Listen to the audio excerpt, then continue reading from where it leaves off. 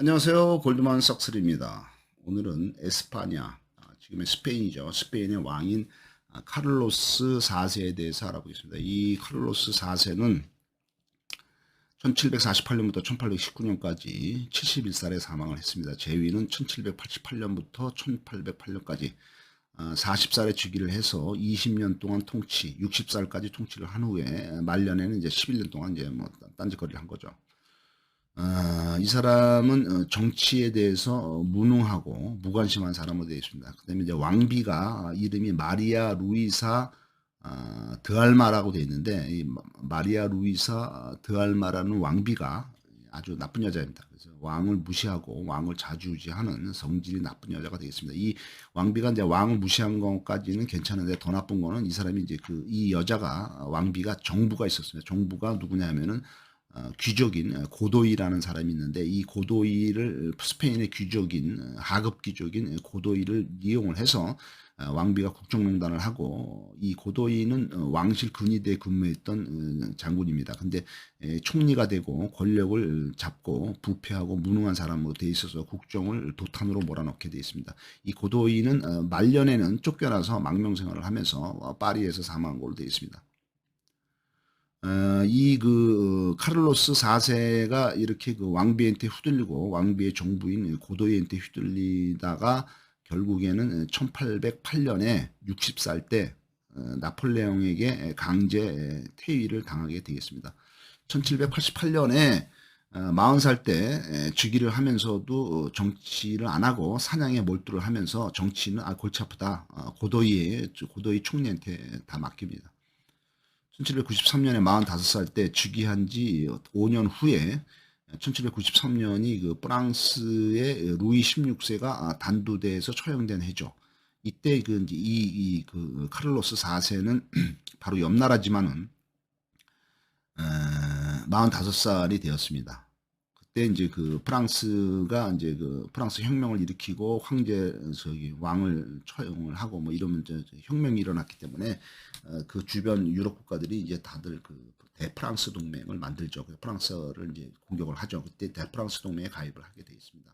근데 이제 1793년에 그 프랑스의 그 툴룽이라는 도시가 있는데 여기를 이제 포위를 공격을 하게 되는데 여기서 패배를 하게 되죠. 전투에 프랑스군한테 지죠. 그다음에 이제 1794년 루이 16세 처형된 지 1년 후에 피레네 전쟁에서도 또 프랑스한테 집니다. 프랑스가 혁명을 일으키면서도 군사력이 막강했다 이거죠.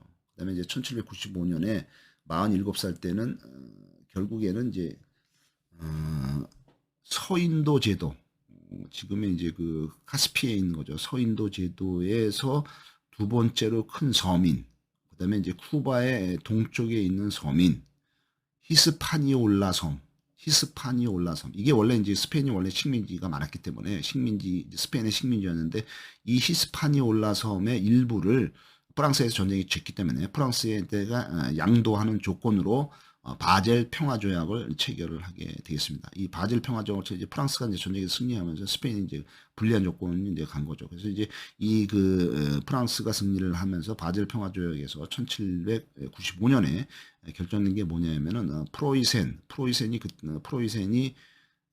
그 당시에 이제 프랑스를 인정을 해준 거죠. 프랑스를 인정을 해줘서 프랑스의 라인란트 합병을 인정을 프로이센이 해줍니다. 그래서 라인란트 합병 프랑스가 라인란트를 먹어라.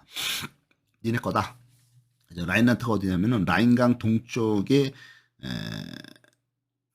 그러니까 라인란트라는 게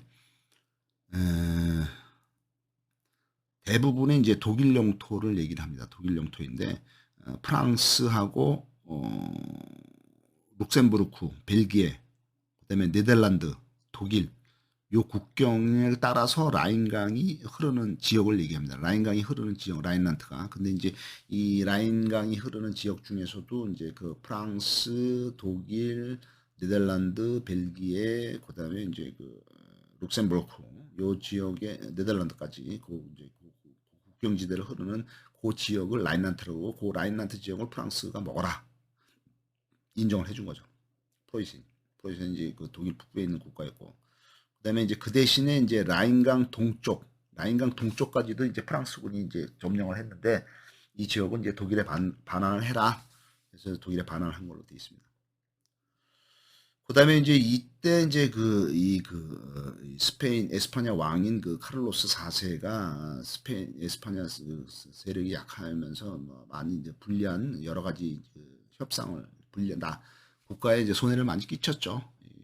그 황제가. 그래서 이제 이 사람이 이제 그때 식민지의 하나인 그 카스피해의 그 서인도 제도의 도미니카 공화국이 있죠. 도미니카 공화국의 서울이 수도가 산토 도밍고입니다. 이 산토 도밍고도 프랑스에게 넘겨주게 되겠습니다. 프랑스가 이제 대부분 이제 먹어치우는 거죠. 스페인 거를 식민지를. 그다음에 이제 그로부터 또 5년이 지난 1800년에 52살이 되었을 때는 프랑스하고 비밀 협상을 맺어가지고 그 에스파냐가 갖고 있던 북미 북아메리카의 식민지인 루이지애나 엄청 크죠. 그러니까 미국의 한 3분의 1 정도 차지하는 거의 중앙 3분의 1 차지하는 루이지애나인데 이거를 이 에스파냐가 자기네 식민지였는데 이거를 프랑스에다 넘겨줍니다. 프랑스 네가 가져.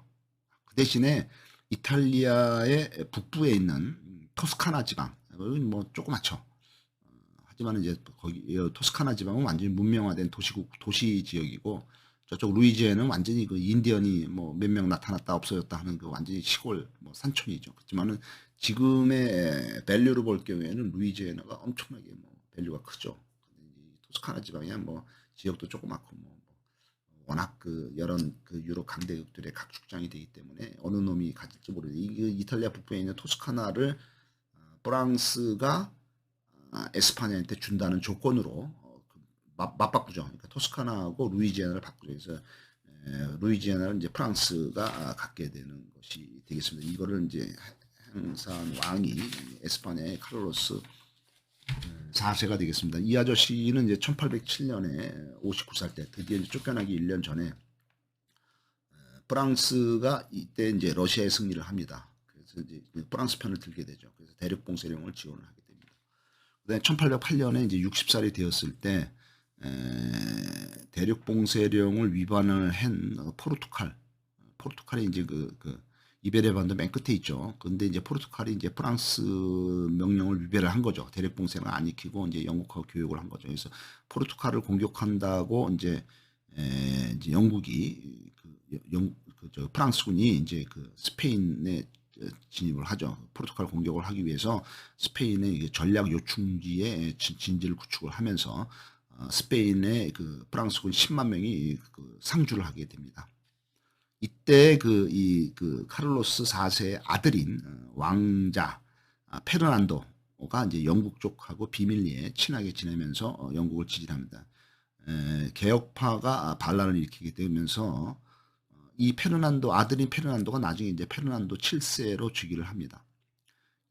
아들인 페르난도를 지지하는 개혁파가 이제 반란을 일으켜가지고 카를로스 4세가 여기에 굴복을 하고 폐위가 되고 이제 왕에서 물러나죠. 그다음에 이제 하지만 이제 나폴레옹한테 내가 당신 프랑스 편을 많이 들었으니까 날 좀 지원해 달라고 요청을 합니다.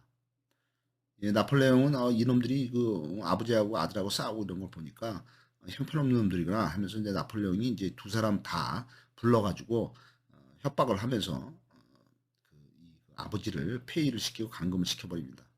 그러면서 두 사람 다 이제 쫓아내고 자기의 친형인 조제프 보나파르트를 스페인 국왕으로 임명을 해버립니다. 이 카를로스 4세는 이제 나폴레옹의 포로가 됐다가 프랑스에서 이제 망명 생활을 하게 되는 거죠. 그래서 이제 꽁피에뉴 또는 프랑스 남부의 마르세유 이런 데서 망명 생활을 하다가 1819년 71살 때 로마에서 사망을 하게 되어 있습니다. 이 사람이 이제 쫓겨나기 3년 전인 1805년 57살 때는 3차 대불동맹에 가입을 하게 되겠습니다. 이 3차 대불동맹은 뭐냐면 프랑스와 대항한 연합군이죠. 연합군 쪽에는 누가 참전하면 이제 프랑스만 빼고 영국, 러시아, 오스트리아, 그다음에 나폴리, 그다음에 이제 스웨덴, 스페인 이런 나라들이 전부 가입을 해서 나폴레옹하고 한판 붙었던 게 바로 3차 대불동맹이 되겠습니다. 감사합니다.